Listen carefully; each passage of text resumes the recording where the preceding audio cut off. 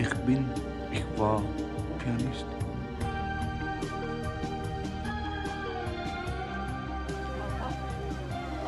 Cuando las tropas alemanas arrasan Varsovia en 1939, la vida del talentoso pianista Władysław Szpilman se convierte en una pesadilla. Junto a su familia es confinado al gueto, donde el hambre, el miedo y la brutalidad nazi lo rodean.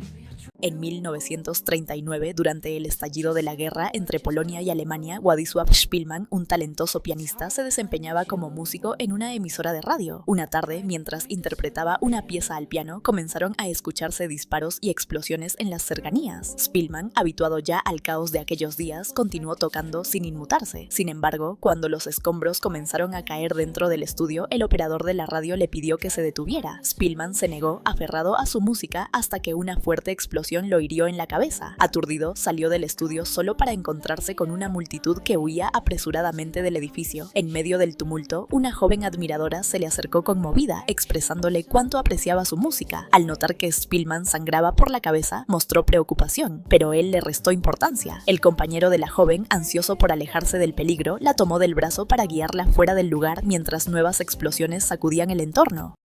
Ya en casa, la familia de Szpilman empacaba apresuradamente, convencida de que debían huir de inmediato. Sin embargo, Władysław se rehusó, afirmando que prefería morir en su hogar. De pronto, la radio transmitió la noticia de que la situación se había calmado, lo que llenó de alivio a la familia, que se abrazó con entusiasmo en señal de esperanza. Esa misma noche celebraron con una abundante cena y brindaron juntos, pero la alegría fue breve. Al día siguiente, Szpilman, acompañado por su padre y su hermano, presenció con impotencia cómo las fuerzas alemanas desfilaban triunfales por las calles de Varsovia. Con la llegada del ejército se impusieron severas restricciones a la población judía. Regina, uno de los miembros de la familia, leyó en voz alta las nuevas normas. Los judíos no podían poseer más de 2000 zlotys en sus hogares. Alina propuso entonces depositar el excedente en el banco, pero Henry consideró que eso sería arriesgado. Ante la falta de consenso, Alina sugirió esconder el dinero en las macetas. Samuel, el padre, propuso ocultarlo bajo la mesa, como lo habían hecho durante la guerra anterior. Henry rechazó la idea, recordando que los alemanes solían confiscar los muebles a las familias judías. En medio del debate, Regina asumió el rol de mediadora y propuso una solución pragmática: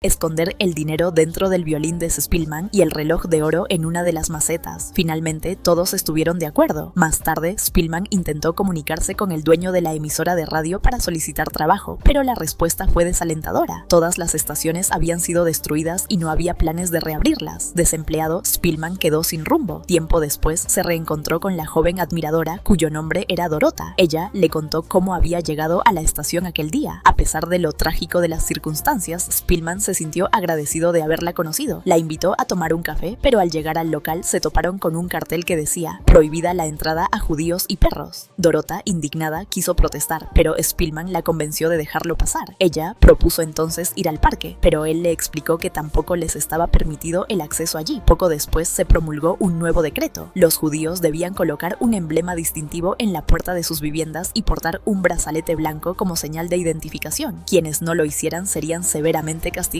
Samuel, el padre, preguntó dónde podrían conseguir dichos brazaletes, mientras los hijos más jóvenes se oponían rotundamente a ser marcados de esa manera. Más adelante, Samuel sale a comprar alimentos y se encuentra con un grupo de soldados alemanes. Uno de ellos le ordena que se acerque y, sin mediar explicación, le pregunta por qué no les ha hecho una reverencia. Samuel, sin comprender, intenta responder, pero su desconocimiento del idioma alemán lo deja mudo. Sin dudarlo, el soldado le propina una bofetada como castigo, dejándolo atónito. Mientras tanto, Szpilman trabaja en la composición de una nueva pieza musical, pero sus hermanos interrumpen el momento con una noticia devastadora. Todos los judíos debían abandonar sus hogares y trasladarse a un área específica, un gueto donde también serían confinadas personas de otras regiones. Sin embargo, el espacio era reducido y las condiciones inciertas. Poco después, escuchan a su madre sollozar. Las lágrimas revelan una verdad angustiante: se han quedado sin dinero. Prácticamente en la bancarrota y sin alimento suficiente, Szpilman se ve forzado a vender su bien más preciado, el piano. A pesar de la escasa oferta que le hacen por el instrumento, acepta resignado. El 31 de octubre de 1940, la familia, junto con muchas otras, abandona su hogar. En el camino, Szpilman se encuentra con Dorota. Ella, visiblemente consternada, apenas puede ocultar su indignación ante lo que está ocurriendo. Spillman intenta consolarla, asegurándole que todo aquello no durará para siempre y prometiéndole que volverán a verse pronto. La familia se instala en una pequeña vivienda que apenas cuenta con una habitación y una cocina, espacio claramente insuficiente para 6 personas. La madre de Spillman y sus hijas dormirán en la cocina, mientras que los hombres compartirán la habitación. En ese momento, Alina llama la atención de los demás para que miren por la ventana. Pueden ver cómo los alemanes están levantando un muro destinado a impedir que los judíos salgan del gueto sin autorización. Las angostas calles del distrito judío pronto se convierten en un escenario de desesperación. Muchos mueren de hambre mientras unos pocos se enriquecen mediante el contrabando. Spillman y Henrik intentan subsistir vendiendo una caja de libros, pero no logran colocar ni uno solo. Con desánimo, deciden regresar a casa. En el trayecto, una mujer desesperada les pregunta si han visto a su esposo desaparecido, pero ellos niegan saber algo al respecto. Mientras esperan que pase el tren para continuar, observan una escena humillante. Soldados alemanes se burlan de los judíos obligándolos a bailar para su diversión. Solo cuando se cansan del espectáculo les permiten seguir su camino. Al llegar a casa, los hermanos se topan con un oficial alemán conocido por la familia Spillman. Este les ofrece una oportunidad: unirse a la milicia judía, una organización colaboracionista que, según él, les aseguraría una vida mejor. Henrik, con firmeza, rechaza la propuesta argumentando que no puede ser cómplice de la crueldad contra su propio pueblo. El oficial repite la oferta a Spillman, quien también se niega, explicándole que ha conseguido un nuevo trabajo como pianista en un restaurante. Poco después, mientras trabaja en dicho lugar, unos clientes llaman al gerente para hacerle una petición inusual: que Spillman deje de tocar. Los hombres deseaban verificar si sus monedas eran de oro, y para ello necesitaban absoluto silencio. Una vez satisfechos, Spillman retoma la interpretación con la misma dignidad con la que siempre se había aferrado a su música. Más adelante, Spillman visita a su amigo Yehuda con la intención de colaborar en la resistencia. Sin embargo, Yehuda le dice que ya ha contribuido lo suficiente al elevar el espíritu de las personas con su arte.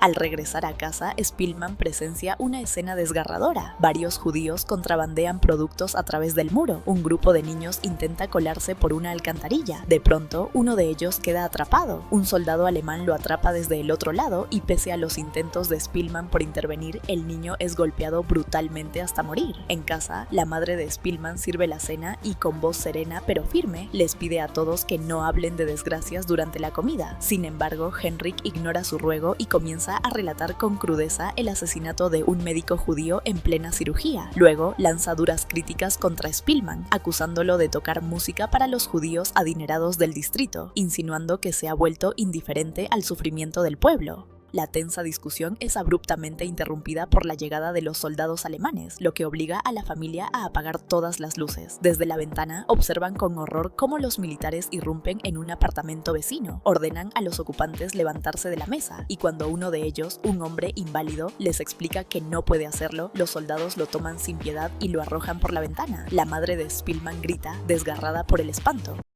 Poco después, los demás miembros de aquella familia son sacados a la fuerza y ejecutados sin miramientos en plena calle. Días después, mientras Spillman trabaja, su hermana llega alterada con una terrible noticia: los alemanes están realizando redadas y Henrik ha sido capturado. Spillman le pide que regrese a casa mientras él intenta encontrarlo. Recurre entonces a su antiguo conocido, el oficial alemán que alguna vez intentó reclutarlo. Le suplica ayuda, pero el hombre lo rechaza con frialdad, recordándole que debió haberse unido cuando tuvo la oportunidad. Al salir, Spillman presencia escenas desoladoras. Un anciano intenta entretener a los soldados con trucos y payasadas, mientras que otro hombre pelea por comida con una mujer, y al caer la olla al suelo se abalanza desesperado para comer directamente del pavimento. Poco después, Henrik es liberado. Spillman corre a ayudarlo a ponerse de pie, pero su hermano, orgulloso, rechaza su apoyo. Sin embargo, mientras caminan juntos, Henrik colapsa por el hambre. Spillman lo lleva de inmediato al restaurante donde trabaja, con la esperanza de conseguirle algo de alimento. Ya en el local, mientras Henrik devora su comida, les revela a su hermano y al dueño del restaurante una noticia preocupante. Los rumores son ciertos. Aquellos judíos que no cuenten con un certificado de trabajo serán deportados a campos de trabajos forzados.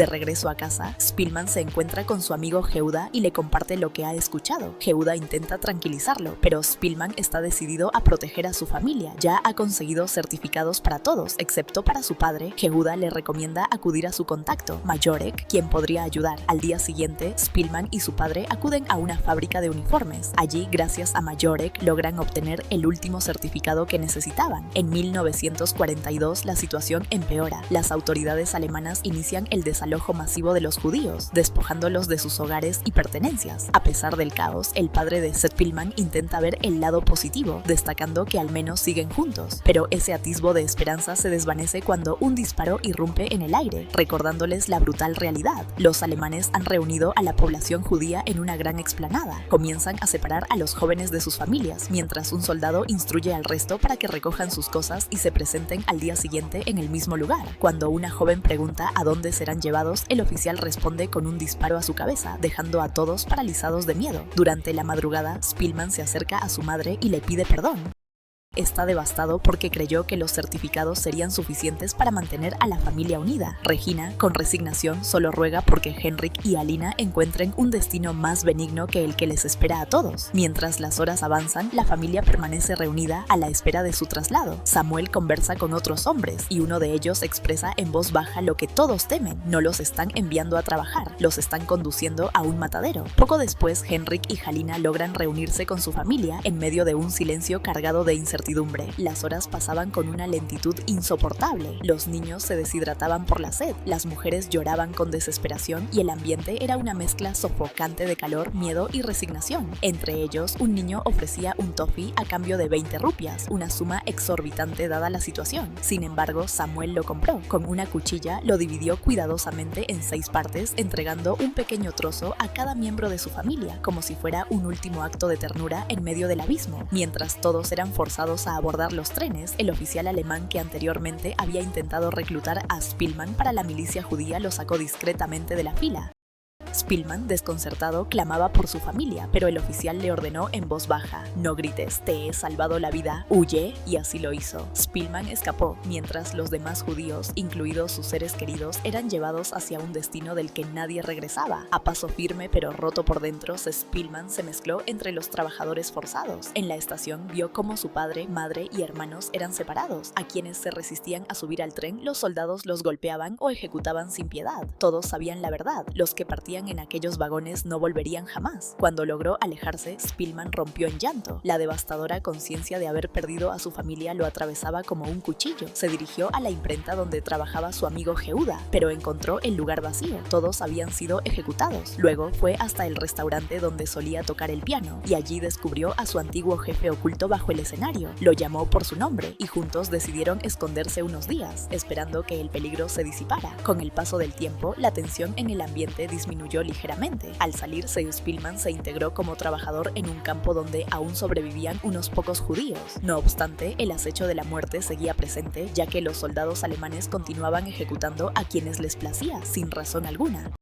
En una de esas jornadas, Spielman divisó a una amiga llamada Janina. Sin embargo, uno de sus compañeros le advirtió con urgencia que no se acercara. Quienes ayudaban a judíos eran ahorcados sin contemplaciones. Antes de poder alcanzarla, Janina desapareció entre la multitud. Los días siguieron su curso, y los trabajadores fueron detenidos una mañana por un soldado. Algunos fueron sacados de la fila y ejecutados en ese mismo lugar. Spielman, aterrado, logró sobrevivir una vez más. Más tarde logró establecer contacto con Majorek, quien le compartió una revelación estremecedora. Cada día, trenes de carga partían repletos de judíos y siempre regresaban vacíos. «Nos están exterminando», afirmó con dolor. Spielman solo pudo asentir con el rostro desencajado. A pesar de la tragedia, entre los sobrevivientes comenzaba a gestarse algo impensado: una rebelión. La resistencia judía empezaba a organizarse en secreto, determinada a no caer sin luchar. Un día, mientras Spielman apilaba ladrillos, avistó aviones sobrevolando el cielo. Se distrajo por un instante y dejó caer los ladrillos. El error no pasó desapercibido. Un oficial lo golpeó con brutalidad.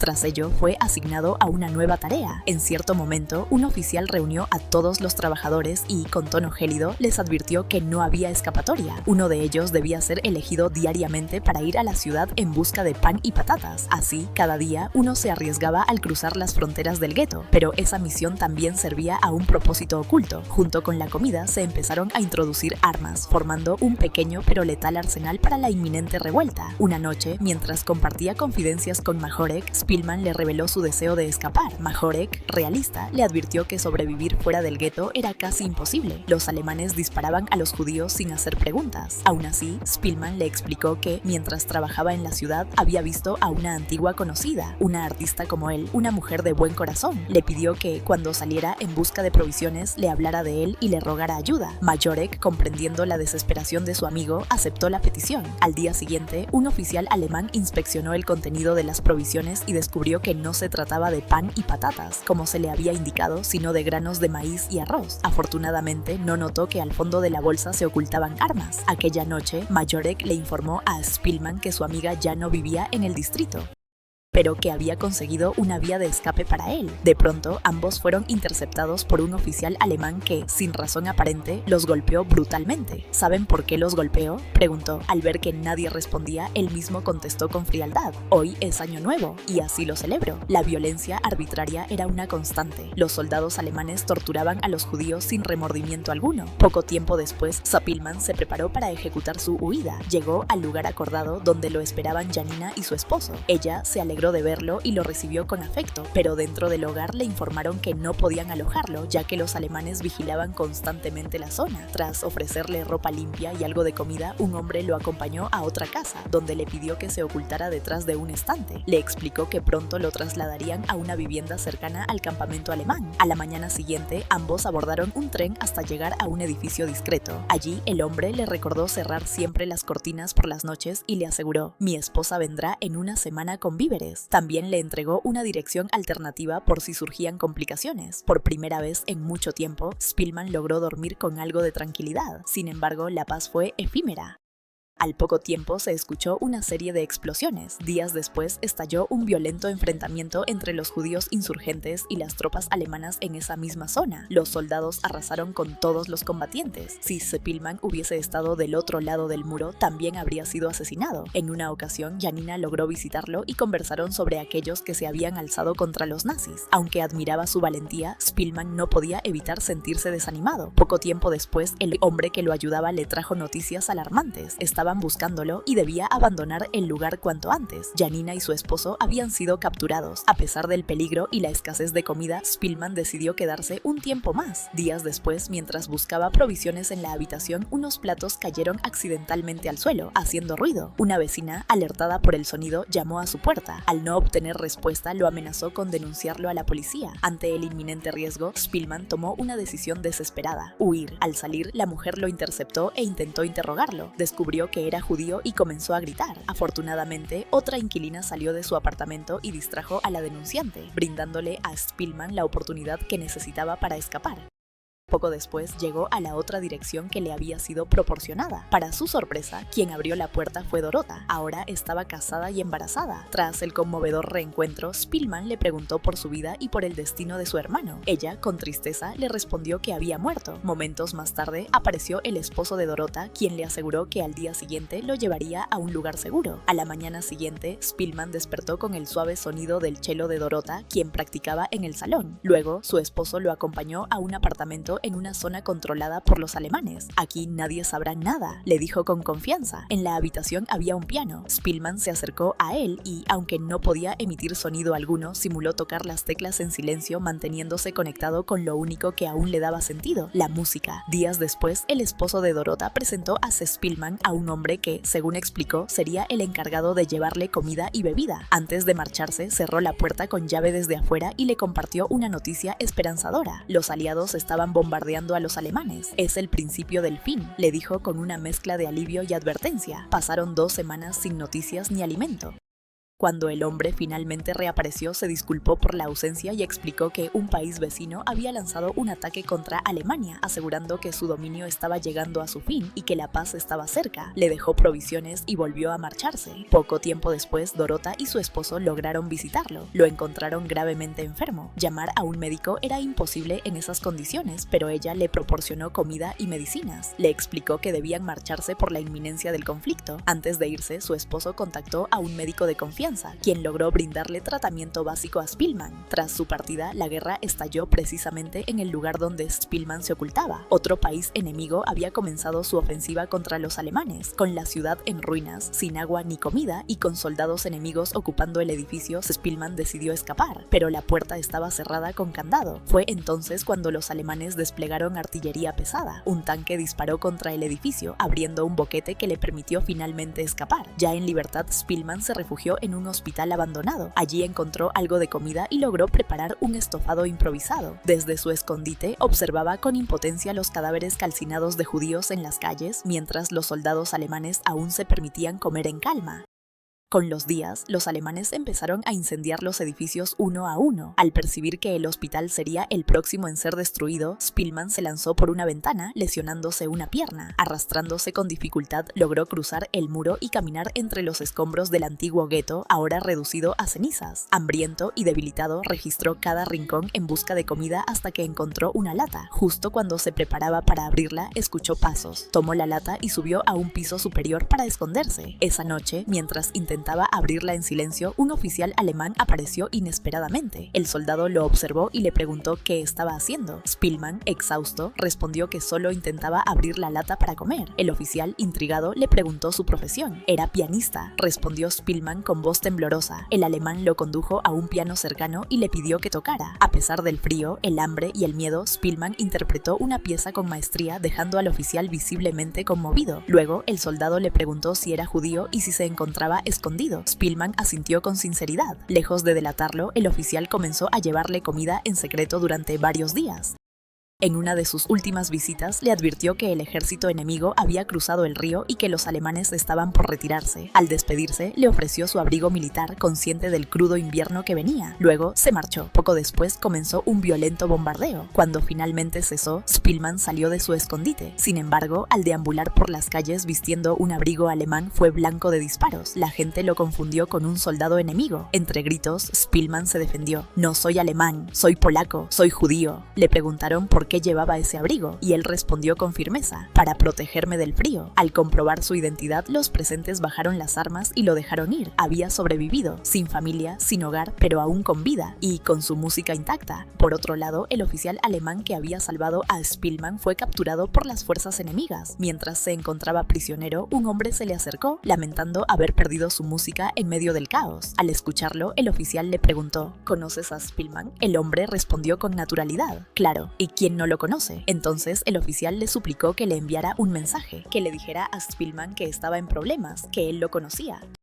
porque una vez le había salvado la vida. Mientras tanto, Spillman había regresado a la radio, retomando aquello que le daba sentido, su música. El mismo hombre que había hablado con el oficial alemán fue a buscarlo y le contó que quien le había salvado la vida durante la guerra estaba ahora detenido. Conmovido, Spillman fue a buscarlo, pero ya era tarde, no encontró a nadie. Con el tiempo, Spillman reconstruyó su carrera y volvió a los escenarios. En uno de sus recitales más memorables, interpretó la majestuosa Gran Polonesa Brillante de Chopin, esta vez acompañado por una orquesta, ante una sala repleta de público y una nación entera que escuchaba. Polonia fue liberada de la ocupación nazi, pero Spillman lo había perdido todo: su padre, su madre, sus hermanos, y tampoco pudo devolverle el favor al hombre que lo salvó del exterminio. Aún así, sobrevivió. Władysław Spillman vivió hasta los 88 años, falleciendo el 6 de julio del año 2000. Su historia de dolor, música y resistencia quedó grabada para siempre. Y así concluye esta poderosa película. Si te gustó el video, no olvides dejar tu like, suscribirte y activar la campanita de notificaciones para más historias como esta. Eso fue todo por mi parte. Hasta la próxima.